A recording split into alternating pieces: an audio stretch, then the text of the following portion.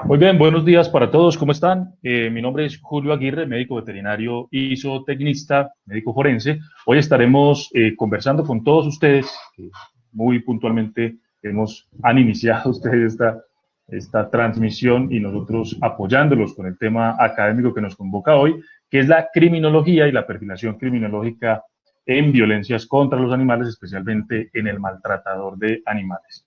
Eh, Hoy los voy a estar acompañando en el off inicialmente, donde nuestro criminólogo experto, Johan Domínguez, estará dando luces frente a esta situación que nos convoca a todos. La perfilación criminológica entenderemos entonces que es una herramienta fundamental para interpretar estas violencias contra los animales y cómo a través de este tipo de herramientas podemos incluso mejorar los niveles de no retorno de animales adoptados, de violencia de animales adoptados, para que tienda específicamente a la no violencia de estos animales que muchas veces son víctimas de cualquier manifestación cruel de los seres humanos. Entonces, bueno, vamos a dar inicio. Johan, estás con nosotros para que podamos iniciar de esta conferencia. Johan, muy buenos días y adelante, adelante con tu conferencia.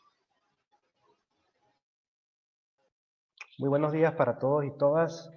Muchísimas gracias por acompañarnos pues, en este espacio académico para que dilucidemos sobre el tema de la criminología, el perfil criminológico, sobre todo el maltrato de animales, que es un tema súper interesante que para estos tiempos, pues nosotros, gracias a Dios, la humanidad ha avanzado en el tema de la protección de animales. Entonces, hoy vamos a dilucidar lo que es el perfil criminológico de lo que es el maltrato a animales. Eh, Quiero presentarme, mi nombre es Johan Domínguez, soy criminólogo egresado de la Universidad de los Andes en Venezuela, tengo una especialidad en criminalística y actualmente estoy estudiando un magíster en psicología criminal. Me he dedicado entre mi carrera profesional sobre todo a la prevención del delito. Para mí, como criminólogo, creo que la prevención del delito es esencial para disminuir los índices delictivos en cualquier parte del mundo. He sido docente universitario, diseñado programas de prevención del delito y seguridad ciudadana en alcaldías, gobernaciones y en universidades, y también he trabajado como criminólogo en empresas privadas, que es lo que llamamos la criminología corporativa, que no es más el hacer una gestión de riesgo, análisis de riesgo, perfilar personas que están dentro de la compañía o que van a ingresar para ver qué características tienen y si son adecuadas para ingresar a la empresa. Para empezar, vamos a hacer un análisis somero sobre lo que es la criminología, porque sé que muchas personas, muchos profesionales todavía desconocen qué en realidad estudia la criminología. Por esto he querido hacer un análisis sobre qué es la criminología o darles a saber un poquito qué hacemos los criminólogos, de qué se encarga la criminología. ¿Es realmente el criminólogo un profesional útil para nuestra sociedad? ¿Podemos aportar ideas para prevenir la delincuencia? Entonces la criminología es una ciencia empírica interdisciplinar. ¿Por qué es empírica? Porque los criminólogos siempre tratamos de diseñar programas desde el empirismo, desde la práctica, desde la investigación, para obtener resultados que sean acordes a la zona o al lugar donde estemos haciendo este estudio. ¿Por qué? Porque en el mundo hay muchas teorías que hablan sobre cómo disminuir la delincuencia. Sí, pero la delincuencia cambia dependiendo de la zona donde se encuentre. No es lo mismo, por ejemplo, acá en Colombia, los delitos que se cometen en Medellín, en Antioquia, que los que se cometen en Bogotá, por ejemplo. Entonces, dependiendo de la zona donde nos encontremos, es donde nosotros debemos hacer los estudios pertinentes para ver qué es lo que está afectando y por qué hay un alto índice delictivo con respecto a algún delito. ¿Qué estudia además la criminología? La criminología estudia el por qué las personas delinquen, por qué las personas son violentas, por qué las personas no acatan las normas o no siguen las normas como la mayoría de los individuos de la sociedad. ¿Por qué una persona comete un delito? ¿Cuáles son los factores de riesgo que inciden en la comisión de delitos? Y entre esos factores de riesgo tenemos muchos y uno de los más importantes es la disfunción familiar. Nuestro primer ente socializador indudablemente es la familia es la que nos inculca los valores, la que nos educa en nuestra primera etapa de nuestras vidas, y es muy importante que cuando nuestras familias nos dan unos valores fuertes y valiosos, posiblemente vamos a ser unas personas prosociales. Entonces, la criminología estudia desde lo que es la familia, desde el primer ente socializador, hasta las instituciones de control social, ya públicas, llámese fiscalía, policía y todo lo referente al ámbito de la seguridad pública. También el criminólogo estudia la víctima. Es muy importante que estudiemos la víctima. ¿Por qué? Más adelante vamos a hablar un poco sobre lo que es el perfil criminológico de la víctima, pero dándoles un adelanto sobre esto, la víctima nos puede dar muchos elementos para saber por qué una persona ha cometido un hecho ilícito. ¿Sí? Las víctimas, hay muchas investigaciones que hablan de que hay víctimas que son provocadoras, hay víctimas que son propiciadoras, hay víctimas incluso que dicen que han sido víctimas de delitos y no son así, y no es que son víctimas de delitos, sino que han provocado o han dicho que han sido víctimas de un delito cuando realmente no lo es para afectar a otra persona. Entonces la criminología en grandes rasgos estudia lo que es al delincuente, lo que es la delincuencia, por qué se delinque, por qué una sociedad, por qué individuos de una sociedad están en contra de las normas. La criminología en Latinoamérica es muy poco conocido. La criminología donde tiene un más fuerte ámbito es en Venezuela y en México. En Venezuela porque pues, en la Universidad de los Andes tenemos la Escuela de Criminología donde somos graduados de pregrado de criminólogos. Y en México también hay unos estudios bastante avanzados sobre lo que es la criminología. Eh, Debido a que todos los criminólogos, pues gran parte de criminólogos hemos salido de Venezuela, hemos podido, sobre todo en Argentina, en Chile, en Perú y aquí en Colombia, hemos podido pues mostrar un poco lo que es la criminología. ¿Sí? Entonces, avanzando sobre este tema, cualquier pregunta, cualquier duda que tienes, al final la vamos a responder sobre lo que es la profesión o lo que es la carrera de criminología. Continuemos. Empecemos con los antecedentes del perfil criminológico, ¿sí? ¿Dónde empezó la perfilación criminológica? Antes la llamaban el perfil criminal, pero ese concepto ha avanzado porque el perfil criminal era una concepción como muy fuerte que incitaba un poco a la violencia, entonces se ha cambiado a lo que es el perfil criminológico. Para nosotros los criminólogos, la perfilación criminológica empezó con la escuela positivista, la criminología, que llamamos, que el fundador de esta escuela, el principal precursor, fue César el Lombroso, donde él decía que el infractor es un animal salvaje y peligroso. ¿Qué quiere decir eso? Que hay personas que dependiendo de sus características físicas y psicológicas posiblemente vayan a ser delincuentes. Él decía que si una persona tenía de cierto tamaño el cráneo, los ojos, la nariz, era de cierta contextura física, su piel era de un color, era moreno, era de piel oscura o era blanco, iba a cometer ciertos delitos. Él decía que los individuos, por ejemplo, si un individuo tenía el cerebro grande, los ojos grandes, una nariz pronunciada, posiblemente iba a ser homicida. Obviamente esos conceptos han cambiado mucho desde aquellos momentos cuando Lombroso puso en boga estas teorías a razón de que solo lo físico o lo genético iba a determinar que una persona fuera delincuente.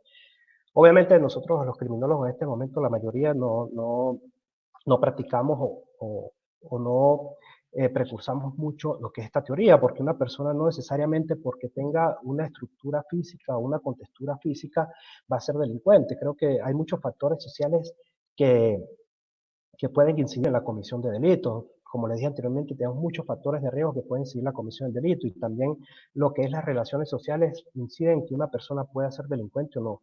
Es más, hay personas que pueden vivir en unas zonas que con alto índice delictivo, con alta pobreza, sin poder acceder a la educación y no todas van a ser delincuentes.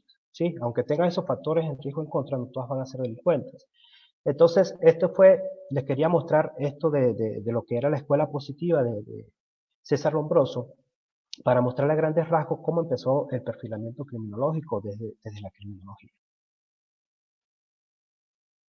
Ahora bien, la perfilación criminológica empezó, ¿sí? Más o menos hubo en el año 1888 hubo un médico cirujano que se llamaba Thomas Bond. Sí, en 1888 hubo un caso muy sonado que lo conocemos muchos y que la mayoría ha tenido conocimiento de lo que era el Jack el Destripador. Era un asesino que mataba prostitutas en zonas pobres de Londres, ¿sí? Él mismo la descuartizaba y a veces le sacaba los órganos a algunas de ellas. Por lo menos él tuvo 7 víctimas que fueron descubiertas por este doctor y que él mismo hizo un análisis, un perfil criminológico del, de este asesino. Él hizo una comparación entre estas diferentes víctimas y él determinó que el modo operandi y las características resaltables de este agresor era que siempre eran con mujeres prostitutas, mujeres que podían ser indefensas, podía conseguirlas en lugares solos, y por ello él cometía pues estos asesinatos. Durante la Segunda Guerra Mundial, también en Estados Unidos, la CIA hizo una perfilación criminológica de Hitler. En esa perfilación criminológica se llegó al resultado, ¿sí?, de que posiblemente Hitler, por sus características psicológicas y por cómo él reaccionaba ante pues, las situaciones que estaba en la guerra, posiblemente él se iba a suicidar, que fue lo que realmente terminó pasando cuando acabó la Segunda Guerra Mundial.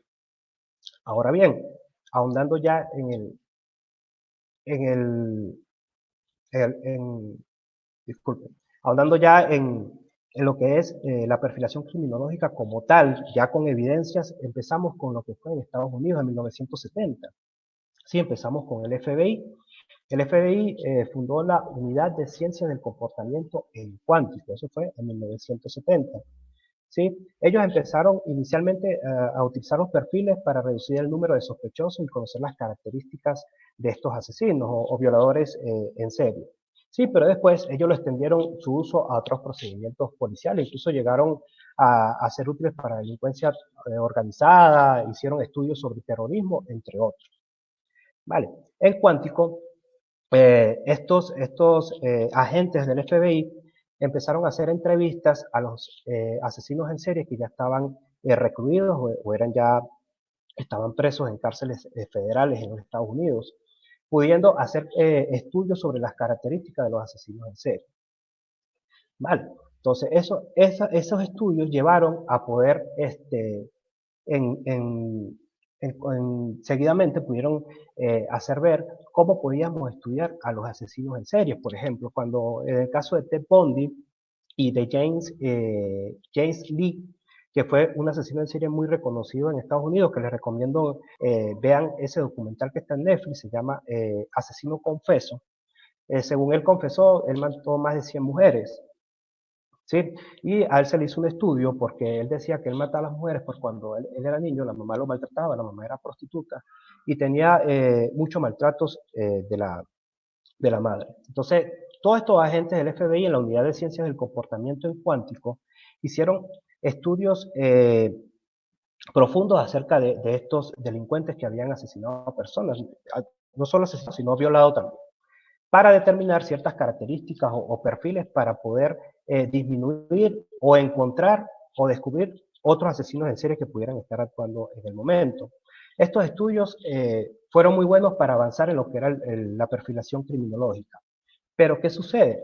La perfilación criminológica no es exacta, obviamente, porque todos los seres humanos no somos iguales. Entonces, cuando nosotros hacemos un estudio de un individuo acerca de sus características psicológicas, físicas o de su vida, hay otro individuo que puede tener características similares, pero no siempre van a ser iguales. No van a ser iguales porque cada quien lleva un modo de vida diferente. Entonces, estos estudios han sido muy criticados porque decían que ellos se fijaban sobre un perfil, querían estudiar a otro delincuente o a otro asesino en serie, que obviamente no eran las mismas características exactas que tenía, por ejemplo, Ted Bundy, James Lee Miller, no eran las mismas características, pero esto ayudó mucho a determinar características comunes entre los asesinos en serie. Entonces, el FBI avanzó mucho en lo que era el estudio de los perfiles de los delincuentes. Es más, en esos tiempos ellos hicieron tantas entrevistas documentaron tantos perfiles que se ha logrado en estos momentos, ya después que han pasado 50 años, lograr descubrir asesinos en serie en menor tiempo o homicidas que han actuado sobre todo en Estados Unidos. Pero lo que le decía anteriormente con respecto a estas personas, nosotros podemos tomar análisis de lo que ha estudiado el FBI, pero no podemos poner las mismas características exactas en un individuo en Estados Unidos que en Argentina, que en Colombia, que en Chile, que en Canadá, que en Australia, porque hay muchas cosas que influye la cultura de la sociedad, influye el país, lo que es el progreso de un país, si es un país desarrollado, es un país tercermundista, todo eso influye en la comisión de delitos. Y lo que dice Alan, que lo estoy viendo ahorita, muy bien, Alan, sí, yo le iba a recomendar que vieran esa serie que se llama Mindhunter en Netflix, que habla sobre lo que fue la creación de esta unidad de ciencia del comportamiento del cuántico en el FBI. Es una serie muy buena y es una serie que no es tan fantasiosa y les habla a ciencia cierta lo que hacía el FBI con respecto al estudio de estos perfiles criminológicos. Muchas gracias, Alan. Ahora continuamos acá. Yo estoy en Colombia. Les voy a dar un antecedente del perfil criminológico en Colombia porque es donde me encuentro actualmente y es donde les puedo decir con certeza lo que están haciendo en cuanto al perfil criminológico. Si ustedes, las personas que están en Argentina, que vi a alguien que decía que nos saludaba de Argentina, o en otros países, también nos pueden decir qué están haciendo en cuanto a la perfilación criminológica en sus países, si tienen algún conocimiento de lo que se está haciendo. En Colombia, en el año 2006 se creó mediante una resolución, la número 01597, se conformó el Grupo Especial Interinstitucional de Comportamiento Criminal, que estaba adscrito a la Fiscalía General de la Nación, donde estos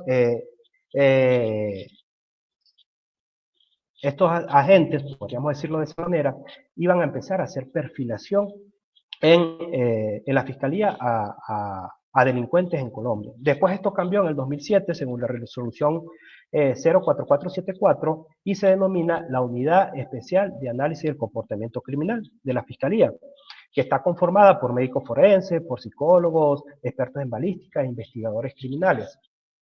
En Colombia se ha logrado un gran avance desde esa época hasta acá sobre lo que es la perfilación criminológica. Nosotros tenemos grandes profesionales que están abocados a hacer la perfilación. Uno de ellos es un querido amigo y compañero de la Asociación Colombiana de Criminología, Edwin Olaya, que tiene una gran experiencia en lo que es la perfilación criminológica en Colombia. Él ha escrito libros, escribió un libro que se llama El Boceto, se lo recomiendo mucho que lo lean.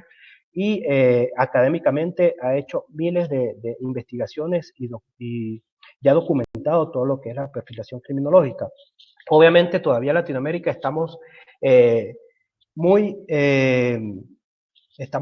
Latinoamérica estamos todavía un poco atrasados en lo que es la perfilación criminológica. Vale, más o menos los antecedentes de la perfilación en todo el mundo, lo que se ha hecho durante la perfilación criminológica, que quería darle un abrebocas sobre esto para poder avanzar en el tema. ¿Vale? Ahora bien, ¿qué es el perfil criminológico? ¿De qué se trata perfilar una persona? ¿Qué hacemos con el perfil criminológico? ¿A qué queremos llegar con lo que es el perfil criminológico? Entonces le voy a leer esto que lo tomé de acá, de una revista publicada que se llama El Perfil Criminológico. Lo han escrito el mayor Norza de la Policía Nacional, hizo una publicación muy buena acerca de lo que es el perfil acá en Colombia. Y dice, en un sentido amplio, un perfil criminológico se refiere a la descripción, la explicación y la predicción de las características sociodemográficas como la edad, su ocupación, la criminología, que es su carrera delictiva, y la psicológica, su personalidad, patrones conductuales, motivación y patrones del pensamiento. El perfil criminológico, en un sentido muy amplio, primero debemos ver desde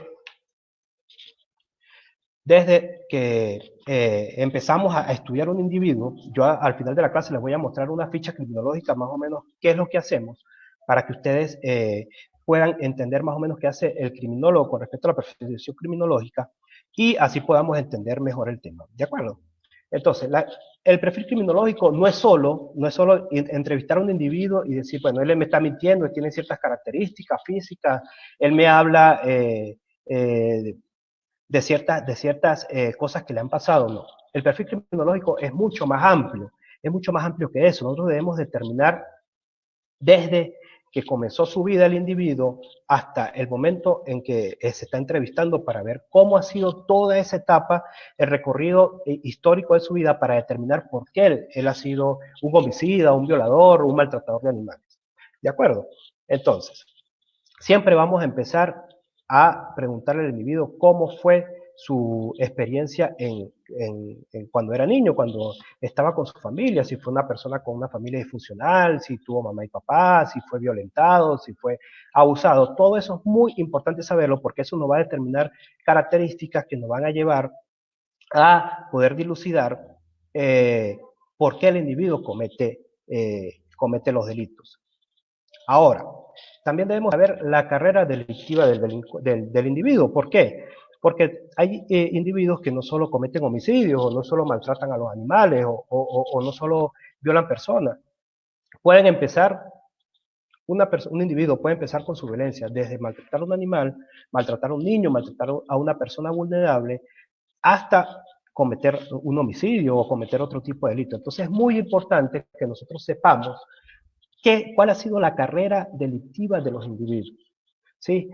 Desde niño, si fue violento cuando estaba en el colegio, si tuvo educación, todo eso es muy importante conocerlo. Y por último, saber la personalidad del individuo, ¿sí? ¿Qué características tiene? Si es una persona ególatra, si es una persona con falta de empatía, si es una persona que no tiene ningún sentimiento positivo hacia los demás, sino más bien trata de siempre responder de manera violenta a todas las situaciones que se le presentan en su vida.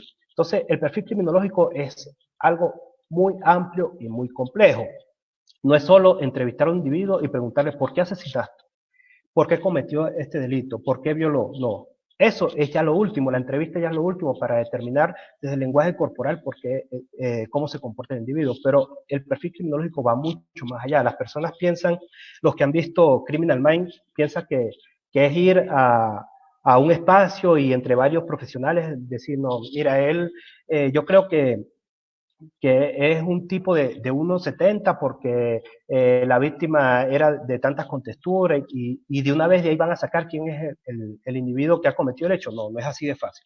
Ojalá fuese así de fácil porque ahí disminuiríamos los homicidios y las violaciones y el maltrato y la violencia en una gran medida, pero no es así tan fácil. Ojalá, ojalá se pudiera hacer eso. Y por eso el perfil criminológico ha sido una herramienta poco aceptada por los jueces en el mundo porque no dilucidan a ciencia cierta quién es el individuo que comete el hecho, sino llegamos a unas características que pudieran decir quién es el que va a cometer el hecho. Entonces, ¿cuál es la metodología de la perfilación criminológica?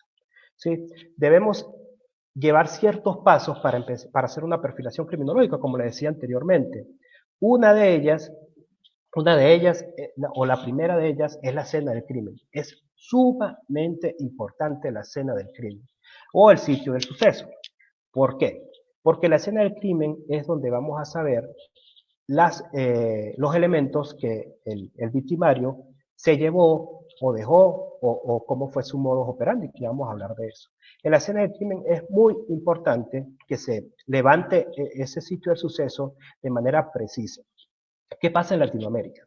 En Latinoamérica, lamentablemente nuestros funcionarios policiales o técnicos en criminalística todavía les hace falta una formación más específica en cuanto al levantamiento de las escenas del crimen o del sitio del suceso para poder darle a los expertos en la perfilación elementos que puedan llevar a tener características más precisas del individuo que cometió el hecho. Me explico. Cuando se comete un homicidio en cierta zona, lo primero que debe saber el investigador es si esa es la zona donde se cometió el homicidio o fue la zona donde se dejó a la persona a quien asesinaron. ¿Por qué? Porque a veces cuando se levantan sitios del suceso, se dejan muchos elementos por fuera que para los investigadores, para los técnicos que hacen estos levantamientos no son importantes, no son importantes.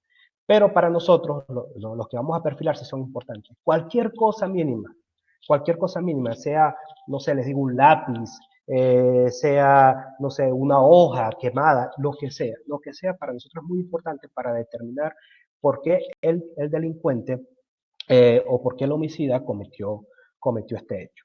¿De acuerdo? Después vamos a revisar lo que es operantes,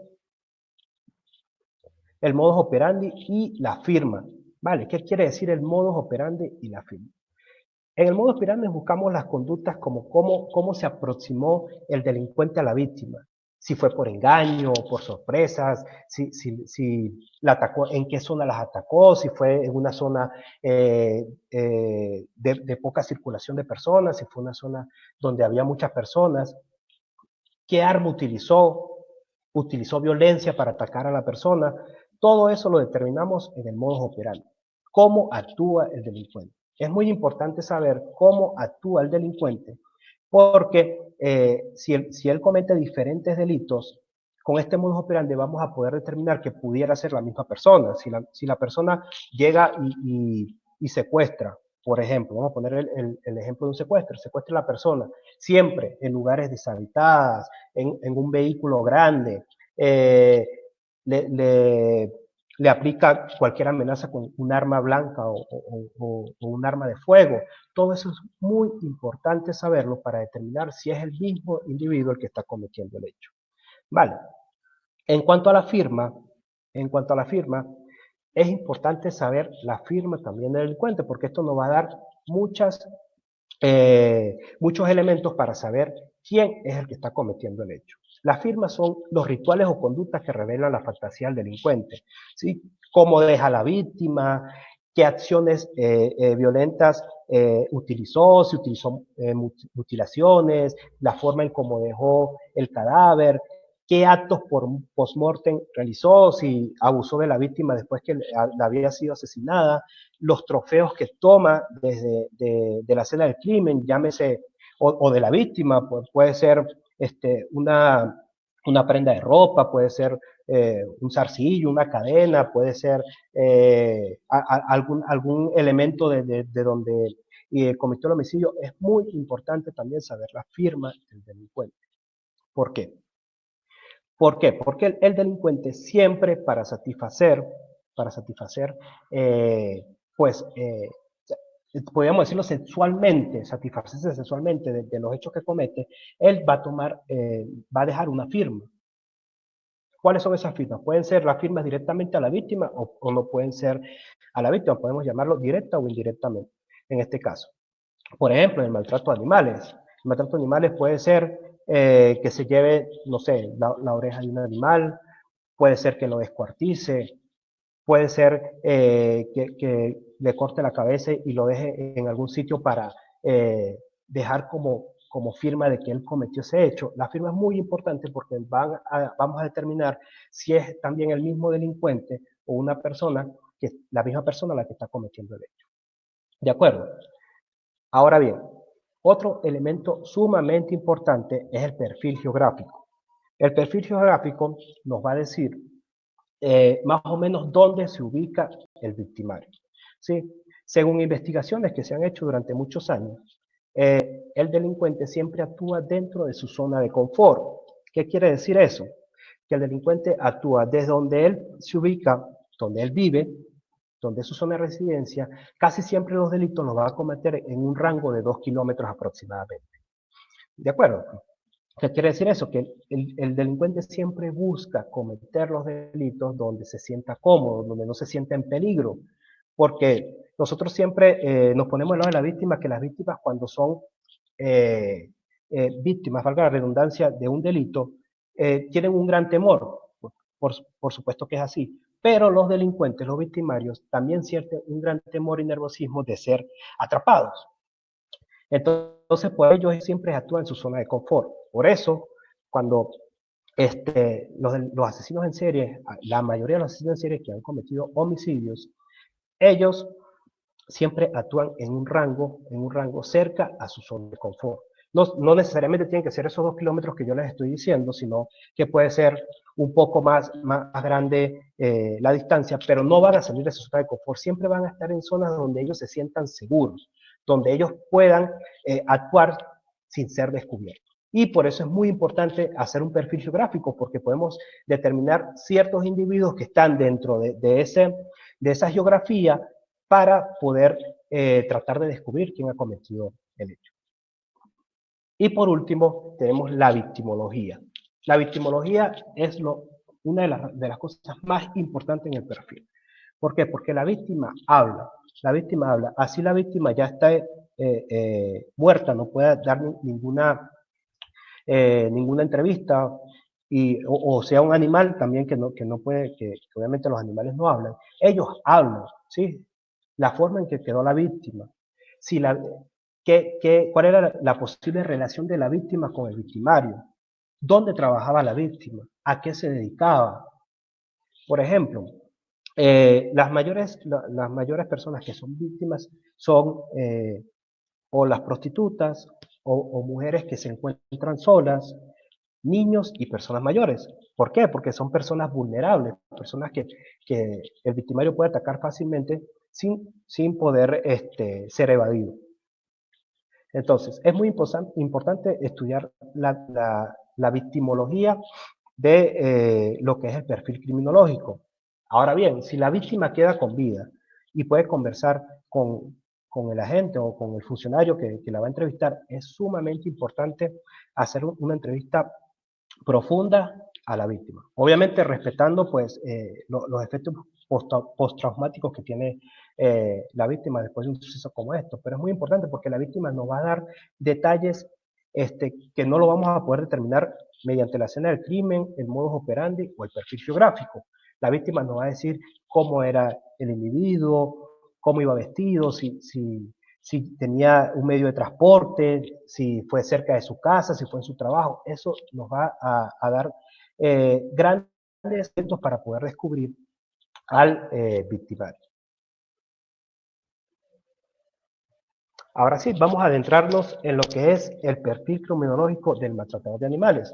Me disculpan si les he hecho pues, un análisis acerca primero de lo que es la perfilación criminológica y era para ponerlos en contexto de qué es lo que hacemos como perfiladores. ¿De acuerdo?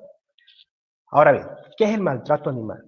¿De qué se trata el maltrato animal? Muchas personas creen que el maltrato animal es simplemente maltratar físicamente al animal o causarle algún daño. No, el maltrato físico tiene muchas vertientes. Ahorita vamos a estudiar muchas de ellas. ¿De acuerdo? El primero, obviamente, es el maltrato físico y el abandono. Hay muchas personas que tienen animales solo para decir que tienen una mascota, pero cuando ya se cansan de ellos porque no tienen ningún tipo de vínculo, que era lo que nos decía la doctora Sara en nuestra conferencia pasada, cuando no tienen ningún tipo de vínculo a ese animal, a la persona no le va a intentar abandonarlo o causar algún tipo de daño. Y esto es un tipo de maltrato físico. El dejar un animal a su suerte en cualquier lugar es un tipo de maltrato. Después tenemos otro tipo de maltrato, que es el maltrato de lo que es la tauromaquia y todo esto, que vamos a hablar un poquito más adelante de lo que es el divertirse con los animales. ¿Sí? Entonces, los animales, para mí, particularmente, saliéndome como persona, los animales creo que son una parte muy importante en nuestro mundo, lo que es la fauna y la flora. Si nosotros no la protegemos como seres humanos, pues el mundo va a tener una desestabilización enorme. Y en estos momentos nosotros debemos proteger a los animales en cualquier ámbito. Llámese animales domésticos, animales salvajes, animales de aprovechamiento, como decía la doctora Sara, los animales de aprovechamiento.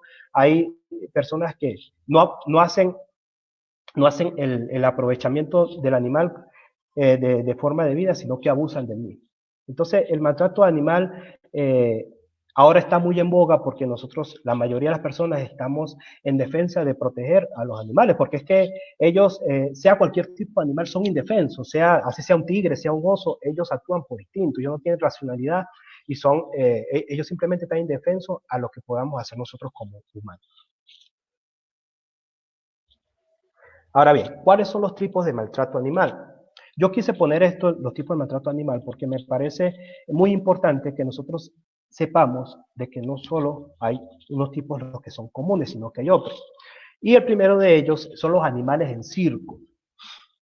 A muchas personas les encanta el circo. Yo les digo sinceramente, nunca en mi vida he ido a un circo y tampoco me llama la atención por eso mismo, porque es que muy bonitos los espectáculos con los animales, con los elefantes, con los tigres, con eso, pero estos animales viven todo el tiempo encerrados, enjaulados, son obligados a hacer actividades que no son normales de ellos.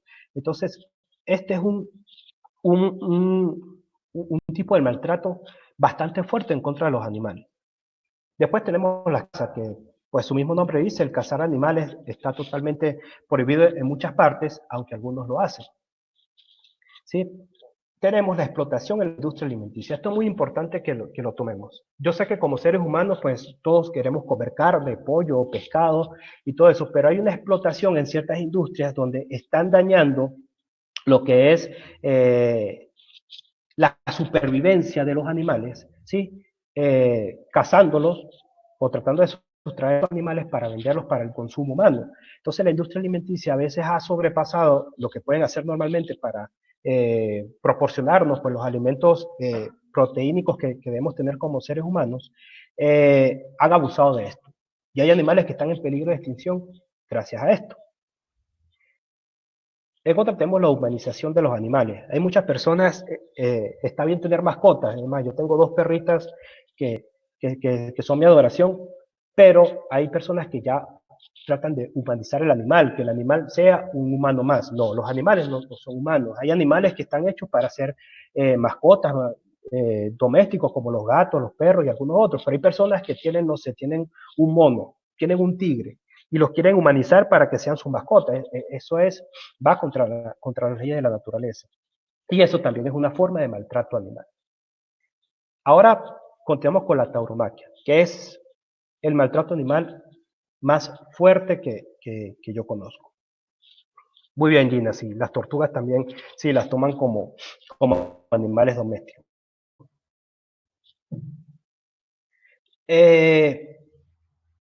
Continuamos. Entonces, la tauromaquia. La tauromaquia, que es, como ustedes pueden ver en la imagen, pues la tortura a toros, la pelea de perros y la pelea de gallos, todas estas actividades que realizan con los animales para diversión del ser humano, para mí es una aberración. Realmente estoy totalmente en contra de todo lo que es este tipo de actividades lúdicas para satisfacer o divertir a los humanos. De verdad que para mí es una aberración de que se utilice el toro, los gallos, los perros, y que se maten entre ellos para que el ser humano se sienta, tenga una diversión acerca de esto. Yo creo que hay muchas cosas con las que podemos divertirnos. No sé qué pensarán ustedes, pero estoy totalmente en desacuerdo con esto y espero que en algún momento el mundo prohíba totalmente en todas partes lo que es la tauromaquia. La atracción de sangre también es un maltrato animal, se utiliza más sobre todo con burros y con caballos, que es el que un animal pues arrastre algún medio de transporte con un medio de transporte para trasladar a alguna persona. Esto también es un tipo de maltrato animal. Muy buena pregunta la de Gustavo. Lo que dice, entonces los toreros son potenciales asesinos en serie. Eso deberíamos analizarlo, Gustavo. Sí, porque hay que hacer un estudio acerca de qué satisfacción sienten los toreros acerca de matar toros, de hacer estas actividades, o si solamente ellos lo hacen por trabajo, porque para ellos es un trabajo. Entonces, muy buena tu pregunta, pero esto hay que hacer un estudio más profundo acerca de esto. Muchas gracias. Y por último, tenemos lo que es el tráfico de animales. Esto también es algo que se ha puesto en boga durante muchos años. Lo que es el tráfico de animales, el traficar pieles de serpientes, de algunos animales, de osos, los colmillos no sé, los dientes del rinoceronte, del elefante, de los cocodrilos. Todo este tráfico de cosas afecta a los animales, a la fauna. Y vemos cómo personas se han encargado de solicitar, porque nosotros también somos culpables de eso, no solo son las personas que lo hacen, porque es que si esas personas no tuviesen a quién venderle este tipo de elementos, pues no tuviesen por qué hacerlo. Y nosotros, los seres humanos, por querer aparentar ciertas cosas, nos gusta tener estos elementos especiales que sin medir las consecuencias que esto traen. Los rinocerontes han estado hasta en peligro de extinción por esto, porque es que eh, los cazadores furtivos acerca de esto, que por ejemplo que en África, que sé mucho, matan a miles y miles y miles de estos animales para poder traficar esto, porque es que ellos no van a matar un solo animal para traficar el elemento, ellos tienen que matar varios porque posiblemente, como es un contrabando, no van a poder pasar todos, entonces es una gran afectación a nuestro sistema de la naturaleza. Entonces, ya avanzando con esto, quiero que ustedes tengan conocimiento de los diferentes tipos de maltrato animal que tenemos. Es muy importante que nosotros, ahora, después de ver esto, yo sé que esto es una aproximación y podemos hacer un análisis más profundo, cómo podemos reaccionar como individuos, como ciudadanos a este tipo de maltrato. Nosotros podemos hacer mucho, nosotros no es necesario ser ni criminólogo, ni médico veterinario, ni médico forense, ni psicólogo, para nosotros poder coadyuvar a que esto disminuya. Es muy importante que nosotros como ciudadanos denunciemos este tipo de cosas. Ahora bien, vamos a adentrarnos ahora sí a lo que es el perfil criminológico del maltrato a animales. Esto es una aproximación. Yo les voy a hablar de características más psicológicas que físicas o de otras, porque las características físicas, eso depende de cada persona. Entonces vamos a hacer una aproximación de 7 rasgos muy importantes en lo que es los maltratadores de animales. ¿Sí? Estos son rasgos que no todos los maltratadores de animales lo van a tener, pero muchos de ellos van a tener rasgos comunes de comportamiento. ¿Sí? Las personas que cometen actos violentos contra los animales, en un 90%, 85% diría yo, no se detienen ahí. No se detienen ahí. La mayoría son 5 veces más probables de que cometan violencia intrafamiliar. ¿Sí? Miriam me dice que ¿quién es más peligroso, el cazador o el que compra el producto final? Miriam, yo creería que el que compra el producto final es más peligroso, no por el daño que puede ocasionar, sino porque son mucho más las personas que quieren comprar a los cazadores que hay actualmente tratando de sacar estos elementos de los animales. Hay muchas personas en el mundo que quieren estos elementos especiales para poder, no sé, satisfacer su egolatría. Para mí, las personas que, es como cuando tú compras repuestos robados para meterse a su carro porque son más económicos. Tú estás incidiendo más en la comisión de esos delitos que la persona que lo hace. Vale. Entonces, vamos a continuar con lo que es, entonces, la perfilación. Discúlpeme que me distraje un poco. Entonces, vamos a empezar con lo que es la falta de empatía y remordimientos. ¿Sí? La falta de empatía y remordimientos es muy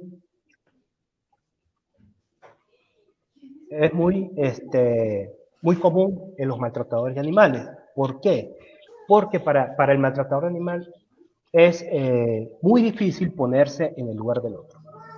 Una de las virtudes que debemos tener como, como seres humanos, para mí la mayor virtud que debemos tener es la empatía. ¿Sí? La empatía, si nosotros no sabemos ponernos en el lugar de los demás, nunca vamos a poder sentir el dolor que siente el otro. Y no es de sentirlo, se los digo emocionalmente o físicamente, sino ponerme en el lugar del otro. Entonces, estos victimarios o maltratadores animales, la mayoría no tienen empatía, no se puede poner en el lugar del otro porque no le importa ver el sufrimiento que está teniendo el animal. Y no tiene ningún tipo de remordimiento, porque cuando uno comete alguna opción que no es muy buena o que no está dentro de las normas de la sociedad, uno siente la culpabilidad, el remordimiento. Ellos no tienen ningún tipo de remordimiento y empatía. En cuanto a la personalidad antisocial. La personalidad antisocial Esta se caracteriza porque el individuo que la presenta tiende a vincularse con comportamientos contrarios a las normas sociales. Y aquí les quería hablar un poco de lo que es la subcultura. Sí, en criminología manejamos un término que se llama subcultura. ¿Qué quiere decir eso? Que son personas que están aisladas de las normas sociales que tenemos normalmente en la sociedad, valga la redundancia. Estas subculturas son personas que viven en un mundo donde ellos tienen su mismo lenguaje, su forma de vestir, su forma de conseguir ilícitamente las cosas que desean. Entonces, la personalidad antisocial son personas que siempre van a estar de acuerdo con cometer actos ilícitos. ¿Sí? Entonces, las personas que van a maltratar o maltratan a los demás, la mayoría tiene una personalidad antisocial. Hace unos meses que junto con el doctor Julio hicimos un webinar acerca de una persona que cometió un homicidio contra un pitbull, fue muy conocido acá en Colombia. Esa persona tenía una personalidad antisocial, porque es que él a cometer esa aberración contra el animal, después se determinó cuando se encontró al individuo, que el individuo también estaba solicitado por homicidio. Entonces fíjense que era un individuo que estaba inmerso totalmente en contra de las normas de la sociedad. Ahora bien, continuemos. Falta de educación adecuada. ¿Qué quiere decir la falta de educación adecuada? Estos individuos muchas veces no han tenido valores, no han tenido inculcados valores dentro de su núcleo familiar. Sí, han sido personas o que han sido maltratadas, o que han sido abusadas, o que simplemente no han sido, no se han ejercido un control sobre ellas en cuanto, en cuanto a en cuanto a los valores. ¿Sí? Entonces, la mayoría de estas personas tienen una falta de valores que no les importa sencillamente aplicar cualquier violencia a los animales, ¿sí? Sean animales domésticos, animales salvajes o animales de aprovechamiento. Tienen una estimulación por la violencia. ¿Qué quiere decir eso que tienen una estimulación por la violencia? Eso quiere decir que les encanta cometer actos violentos. Son personas muy impulsivas, ¿sí? Personas que con cualquier cosa explotan. Hay algo que se estudia mucho en la psicología y en la criminología que se llaman brotes psicóticos. Sí, que es un brote psicótico. Ustedes han escuchado noticias a veces donde a un individuo le dicen, ay, pero es que él era tan tranquilo, él nunca había peleado, él nunca había hecho esto. Pero hay personas que, aunque son tranquilas, cuando estas personas son han sido muy provocadas, tienen unas reacciones extremadamente violentas. Entonces, esta estimulación por la violencia a las personas, a los individuos que cometen este tipo de acciones, son muy impulsivos, les encanta, todo lo responden de forma violenta. Y disculpe que está leyendo a Gina que me dice que se debería realizar un perfil psicológico a las personas que quieran adoptar un animal. Es correcto. Muy bien, deberíamos hacer un estudio a todas las personas que quieran adoptar un animal porque no sabemos a qué condiciones van a llevar a ese animal. Entonces, lo que les decía de la estimulación por la violencia. Las personas que reaccionan de forma violenta, de forma violencia, no solo física, sino psicológicamente, son muy propensas al maltrato de animales, porque al ver un animal indefenso, ellos quieren sentir el poder de poder dañarlos. ¿De acuerdo? Tienen una personalidad autocrática. ¿Qué quiere decir una personalidad autocrática? Ellos quieren demostrar su poder y autoridad entre las víctimas más débiles. Entonces, estas personas que tienen una personalidad autocrática no solo van a demostrar poder en contra de los animales, sino que muy posiblemente van a cometer violencia intrafamiliar, o homicidio, o violaciones, otro tipo de delitos violentos. ¿De acuerdo? Entonces, estas personas que tienen esta personalidad autocrática, muy posiblemente van a ser personas que maltraten animales. Ahora bien, todo lo que yo les he dicho hasta el momento ha sido características en común que pueden tener los maltratadores animales. No necesariamente todos van a tener las mismas características. Otra característica es que son intolerantes. No tienen tolerancia a las personas. Estas personas van a tener acciones de discriminación, de racismo,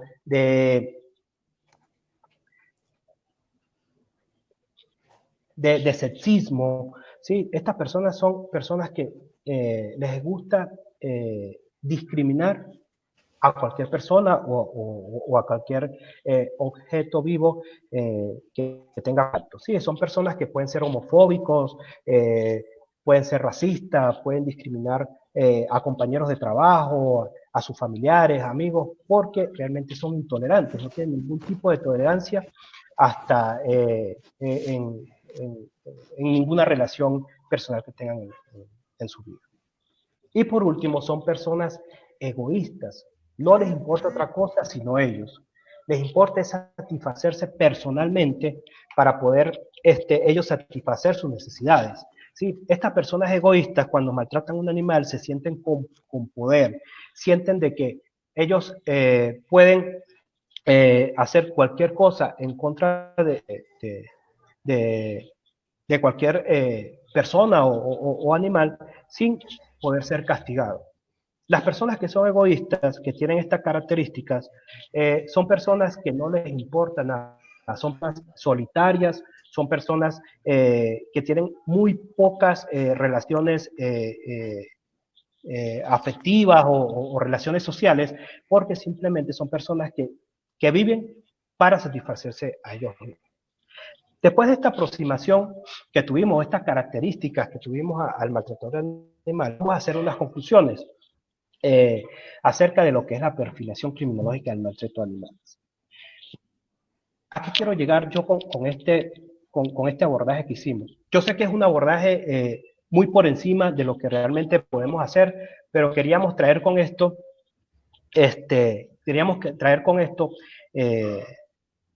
una cierta aproximación de lo que podía ser un maltrato de animales y que ustedes puedan ahora en adelante pues detectar algunas de estas características en personas que pueden cometer maltrato de animales.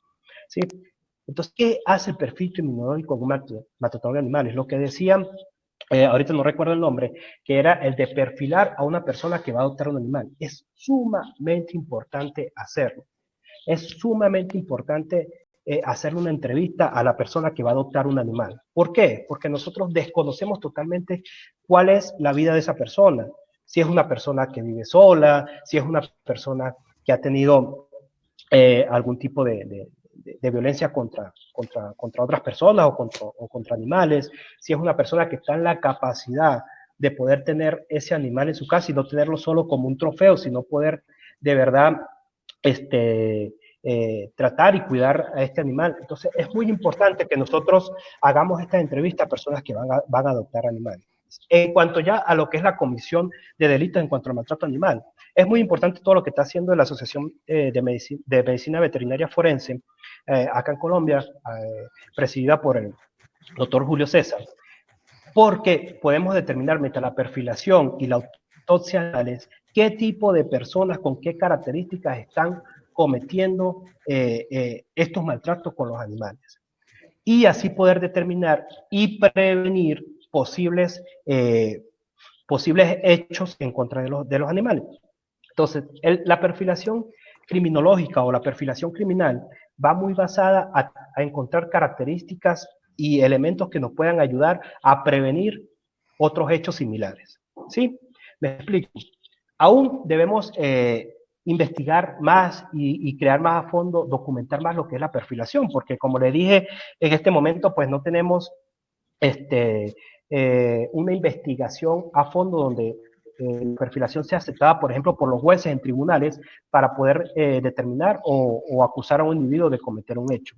La perfilación a individuos es muy importante hacerla y llevar una investigación, una estadística acerca de esto, porque si nosotros no llevamos una investigación consecuente y una estadística, pues las investigaciones que dejemos años atrás no nos van a servir porque ya cuando vaya avanzando lo que es la sociedad, la tecnología y todo, hay otras características que van a incidir en la perfilación de los crímenes.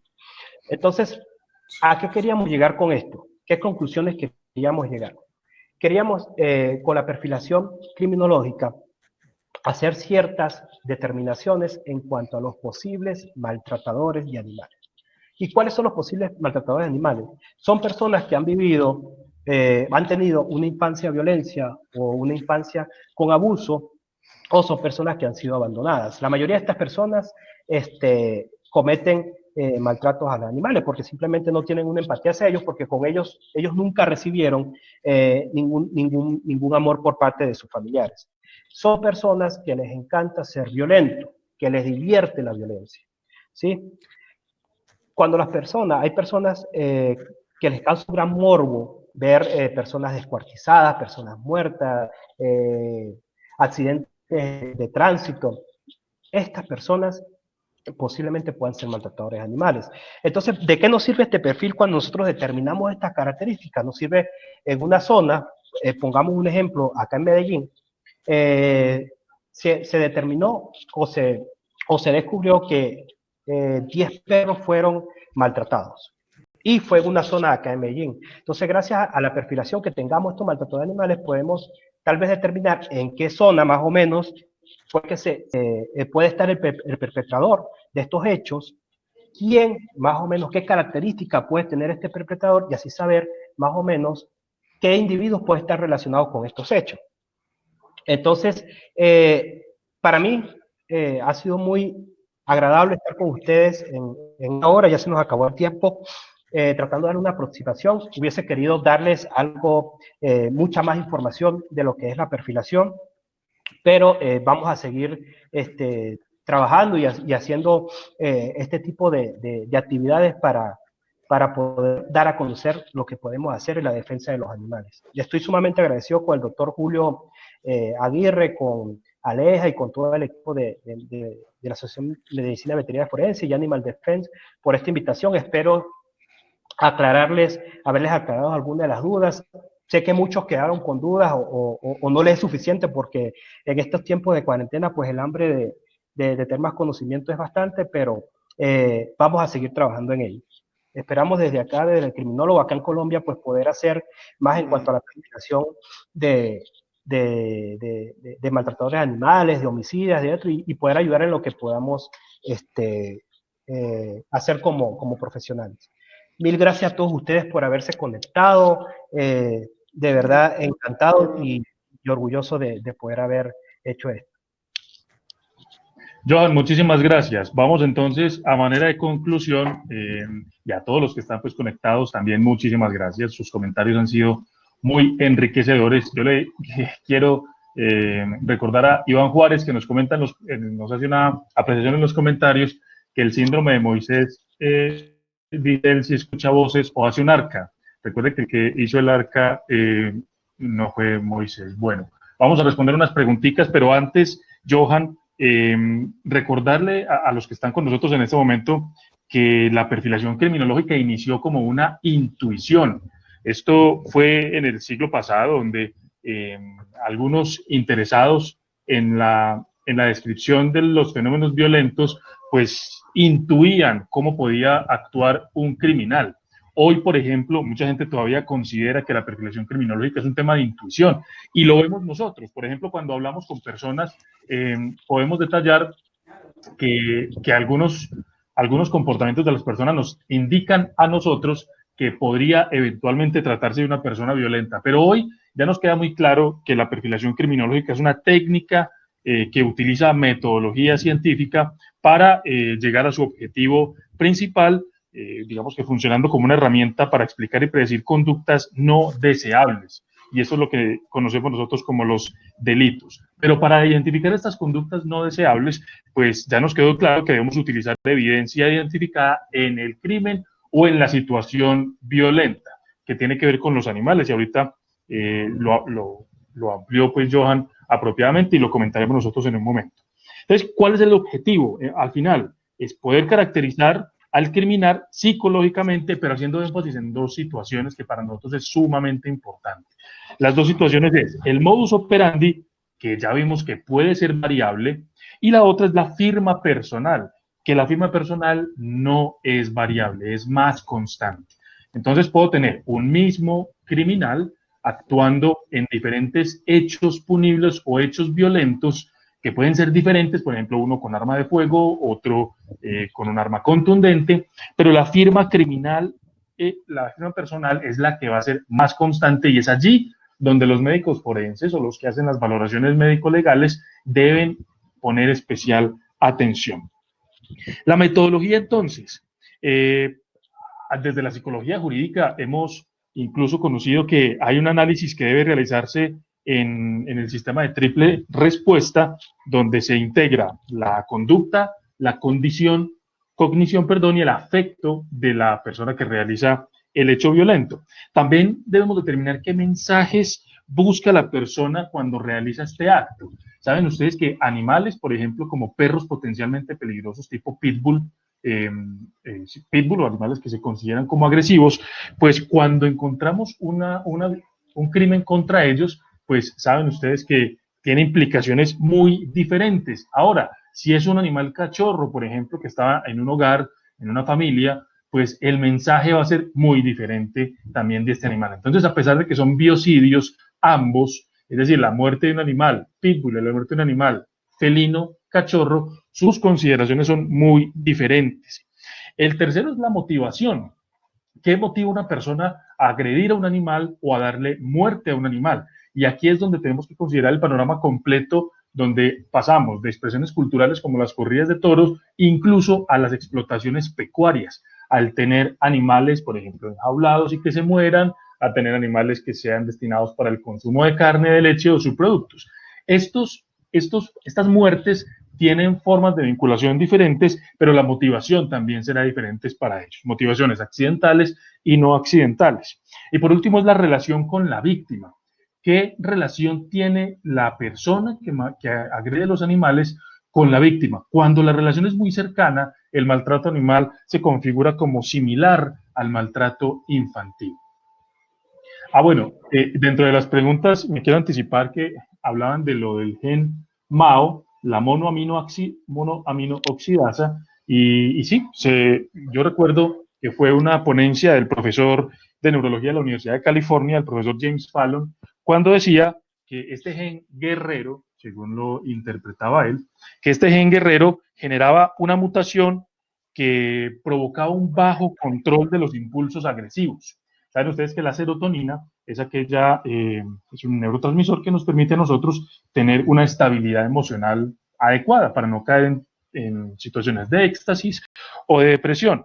Entonces, al generar esa mutación sobre el gen de la monoaminoxidasa, pues había un bajo control de los impulsos agresivos y eso se veía expresado en resonancias o en estudios complementarios por imágenes donde notaba un bajo funcionamiento de la corteza cerebral. Tiene mucho que ver entonces con el bajo control de impulsos, el bajo control de impulsos altamente relacionado con las cuestiones violentas. Qué bueno poder identificar, por ejemplo, en la perfilación de personas que van a adoptar un animal de compañía, pues si tienen este tipo de trastornos que no son propiamente moldeados por la sociedad ni por la familia, sino que son trastornos genéticos.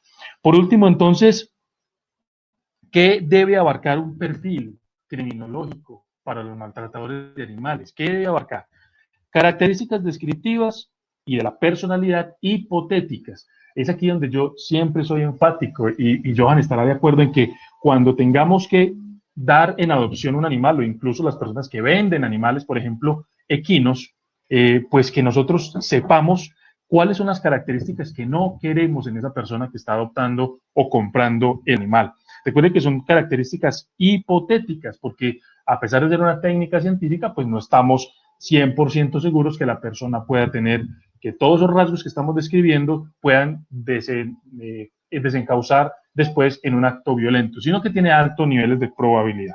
Lo segundo es el lugar de residencia del criminal. A veces las manifestaciones criminales son geográficamente estables. Y aquí, pues, hacer hincapié en la diferencia, en la alta diferencia que existe entre los criminales hombres y los criminales mujeres. Son por mucho muy diferentes las mujeres que son violentas y los hombres que son violentos. Las mujeres, por ejemplo, usualmente no son de actos inmediatos, son de actos tardíos, que se demoran, que se piensan, que son inteligentes, mientras que los actos criminales por masculinos son actos que son más amigdalinos, son más repentinos, son más inmediatos y suelen ser muy físicos.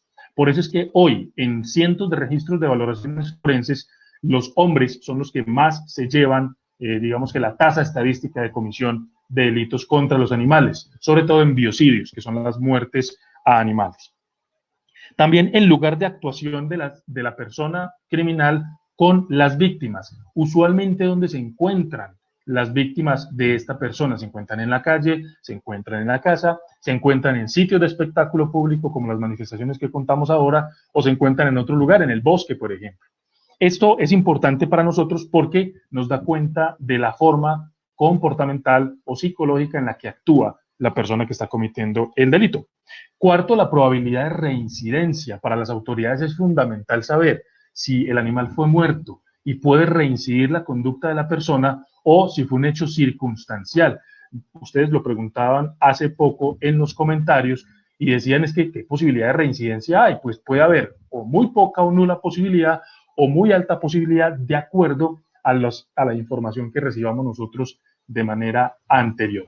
Por ello es importante no solamente analizar el contexto del animal dentro de la necropsia, sino también encontrar el contexto del lugar de los hechos y también los antecedentes de la persona que se presume cometió el delito.